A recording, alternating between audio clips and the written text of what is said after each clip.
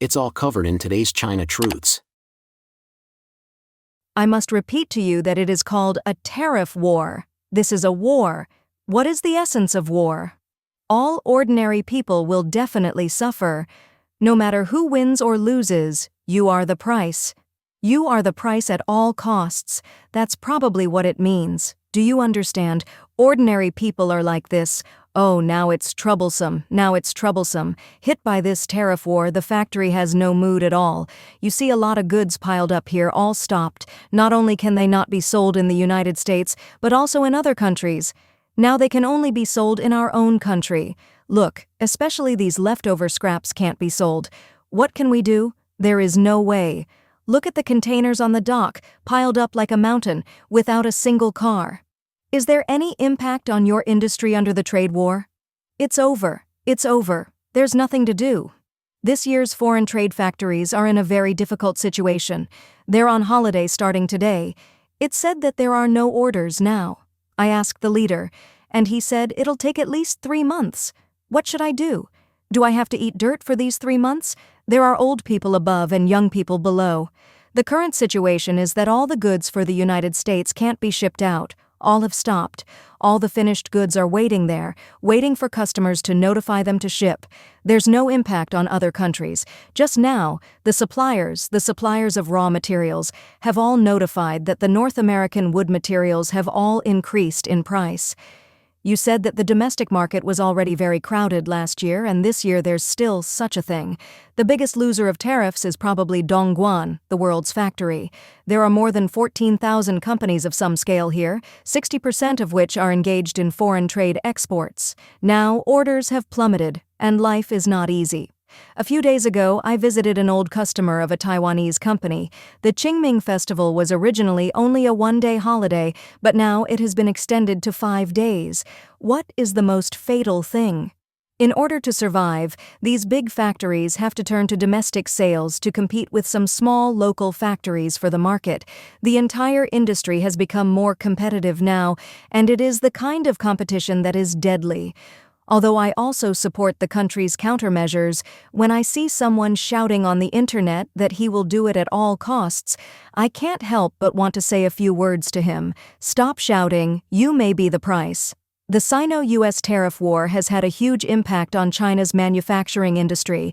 Many factories have lost orders, their products are unsaleable, and they have announced shutdowns. Workers have returned home one after another, and traders or cross-border e-commerce companies are also facing a survival crisis.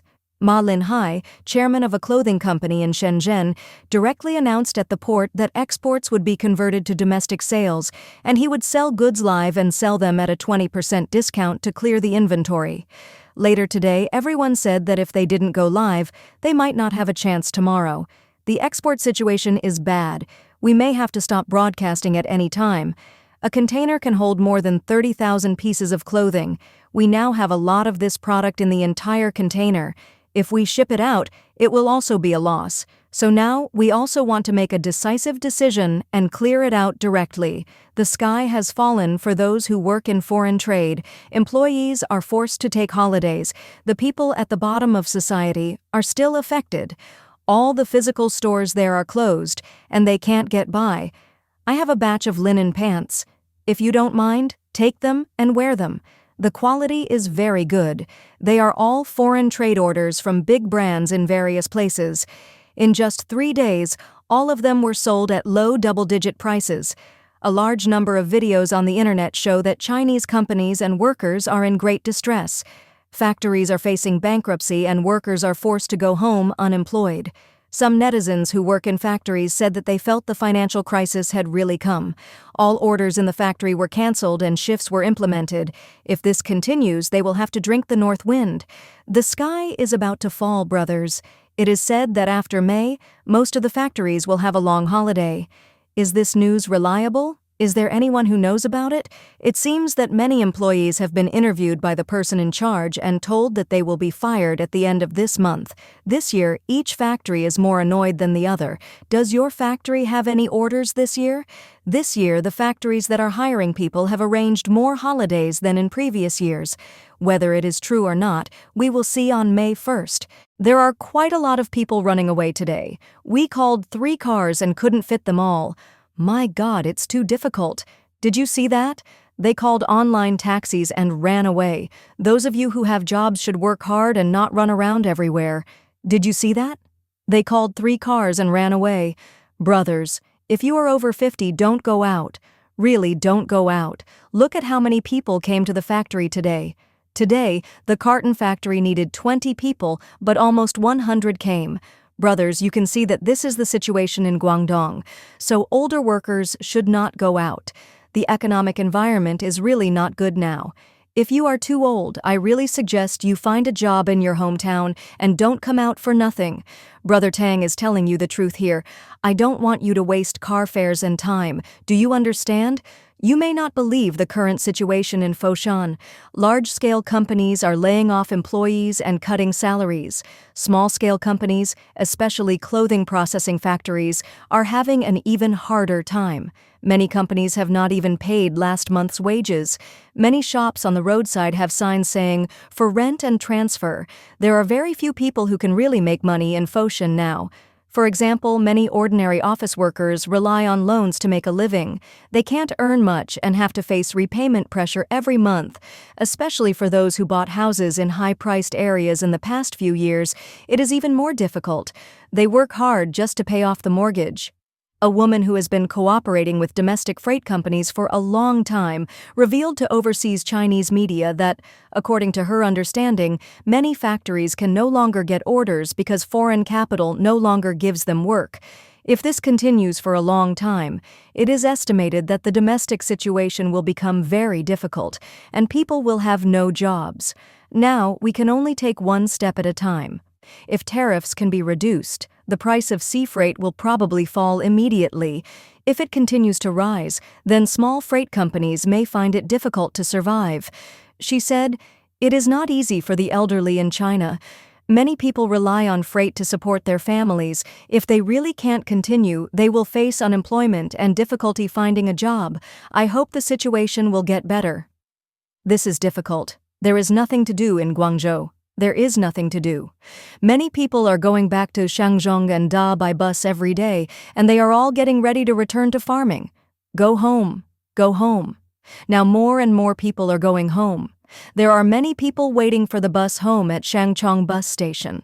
Since the unit price for making clothes in Guangzhou is particularly low this year, many people now choose to return home and start a business. Let me tell you something heartbreaking.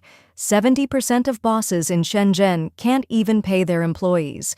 Big companies are cutting salaries and laying off staff, while small ones are barely surviving. Office tenants change monthly. I deal with many bosses, and most are drowning in loans.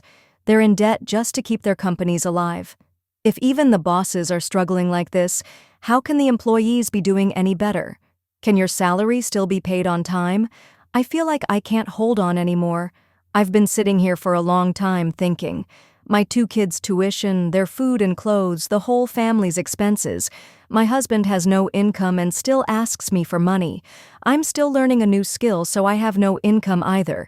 He even has 2 insurances to pay. Life feels so hard, I don't know what to do. As a kid, I told my mom I'd grow up and buy her nice things. She smiled and said, "Do you think making money is easy?" I didn't believe her then, but now I know, it's really not easy. Where does all the money go? I don't know how long I can last. A woman in foreign trade said unemployment is already over 30 to 40%. Tariffs are making things worse. Foreign trade workers have better skills than those in domestic sales, but now they're all competing for the same few jobs. It's just too hard. China's high-speed rail exposed for shoddy construction. After the recent journalists' day set up by the Chinese government, 2 reporters from Economic Information Daily were assaulted while investigating a major high-speed rail project managed by a large state-owned enterprise. The project in question is the Anhui-Ashing Railway, constructed by a subsidiary of China Railway Engineering Group. The project has been revealed to have serious safety hazards. Last year, another Chinese high-speed rail construction project was also exposed for shoddy engineering. According to Economic Information Daily, a media outlet under Xinhua News Agency, the journalists recently discovered that multiple construction units working on the Hexin Railway, from Hefei to Sinyi, were cutting costs by substituting materials. They illegally replaced ethylene propylene diene monomer, EPDM, rubber elastic layers, which are required by railway industry standards, with substandard recycled rubber imitations. These counterfeit materials are far below the performance requirements and pose safety risks. In railway construction, track slabs are laid on foundation slabs or bridge piers, with the limit groove device being the connection between the base slab and track slab. The elastic layer is a key material for the limit groove device, designed to absorb the impact of high-speed trains to prevent track slab displacement.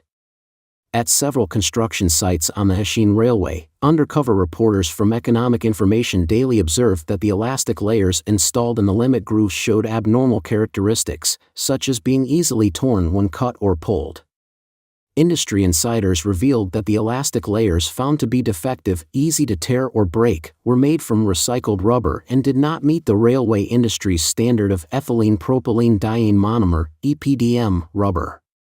These layers were severely substandard and incapable of withstanding the high-speed, high-impact operations of trains. The price difference between recycled rubber imitations and EPDM rubber elastic layers is significant, with the former costing only about 1/4 of the latter. When reporters from Economic Information Daily interviewed several construction units involved, many of the relevant managers denied there were any issues with substandard materials. According to Shaoxiang Morning News and Jimu News, on November 14, it was reported that two journalists from Economic Information Daily, Wang Wenji, director of the investigation office, and Cheng Zilong, senior reporter, were attacked by several individuals while conducting interviews at the construction site of the China Railway 7th Bureau in Anhui Hexin high-speed rail project. Their phones were confiscated during the assault, and Wang Wenji was injured on his right hand. After the incident was exposed, Mr. Yu, the person responsible for safety hazard reporting at China Railway 7th Bureau, responded to media inquiries by downplaying the assault, calling it a small friction and blaming migrant workers. It was probably the migrant workers who did it. On November 14, China Railway 7th Bureau issued a statement acknowledging the media report about substandard materials used in the Hexin Railway construction. They stated that they had sent a working group to the site to investigate. Following the exposure of the incident, it sparked heated debate online. Hao Cheng, a reporter from China Business Report, posted on Weibo saying, if they had even a basic acquaintance with a mid-level official, they wouldn't have done something this absurd. These two journalists have won 7 or 8 China News Awards, with countless reports approved by high-ranking officials. They're known as some of the top investigative reporters among officials at or above the department level. Yet, they were beaten up in Anhui. Many netizens commented, even Xinhua reporters are not exempt from being beaten. Others said, when there's a problem, it's always the temporary workers or the security guards who get blamed, never the leaders. Some said, migrant workers on the construction site wouldn't act without the support of the foreman, and the foreman wouldn't act without the backing of the general contractor. The general contractor wouldn't act without the tacit approval of the client. However, some government-supported online commentators, also known as 50 Cent Army, defended the China Railway 7th Bureau, claiming that high-speed rail is safe and that we trust the government will conduct a thorough investigation. Public records show that China Railway 7th Bureau is a subsidiary of China Railway Engineering Group, a large state-owned enterprise engaged in railway, highway, and municipal constructions. This is not the first time that a Chinese high-speed rail project has been exposed for substandard construction. Last July, Economic Information Daily reported that a labor subcontractor for the third section of the Laizhou, Rongqing high-speed rail in Shandong province made a formal report accusing the main contractor, China State Construction Engineering Corporation, CSCEC, 8th Bureau, of cutting corners. It was reported that many of the threaded piles used in the project did not meet design requirements, posing major safety hazards. The report also revealed that, after reviewing relevant documents and estimating the actual concrete used in the project, the findings were consistent with the whistleblower's claims of substandard construction.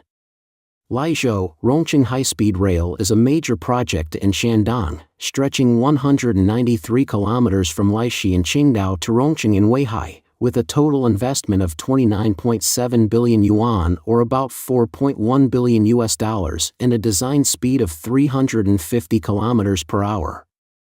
The third section of the project was contracted by China State Construction Engineering Corporation 8th Bureau, with Xijia Company acting as a subcontractor responsible for drilling foundation piles for part of the embankment. The exposure of this case quickly sparked public discussion, and China State Construction Engineering Corporation 8th Bureau promised to investigate the issue. However, before the controversy over the Laizhou Rongqing high-speed rail was fully resolved, the company was once again embroiled in quality concerns.